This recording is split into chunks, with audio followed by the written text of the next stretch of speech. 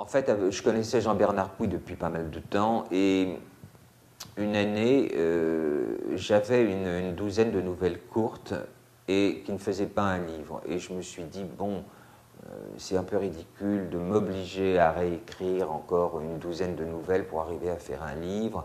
J'avais pas envie de ça à ce moment-là.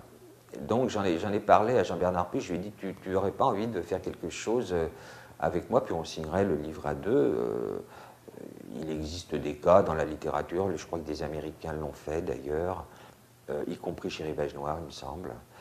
Et il m'a dit oui, bah oui, je vais essayer de trouver quelque chose. Et en fait, il m'a demandé de mettre en ordre ces 12 nouvelles et il a écrit des nouvelles intermédiaires, ce qui fait que le livre entier est une sorte de continuum.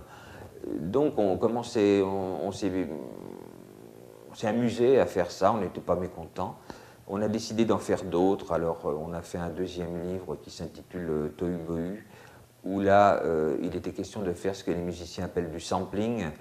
En fait, chacun réécrivait les nouvelles de l'autre, hein, comme donc des réinterprétations en rap de morceaux de la soul. Ça s'est beaucoup fait ces derniers temps dans le rap.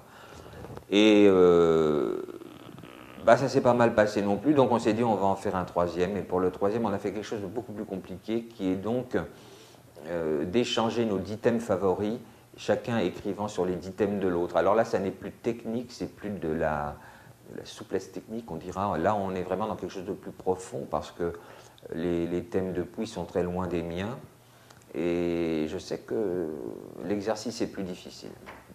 Mais voilà, c'est donc, au départ de tout cela, il y avait de ma part un besoin de ne pas faire un livre lambda et puis une histoire d'amitié.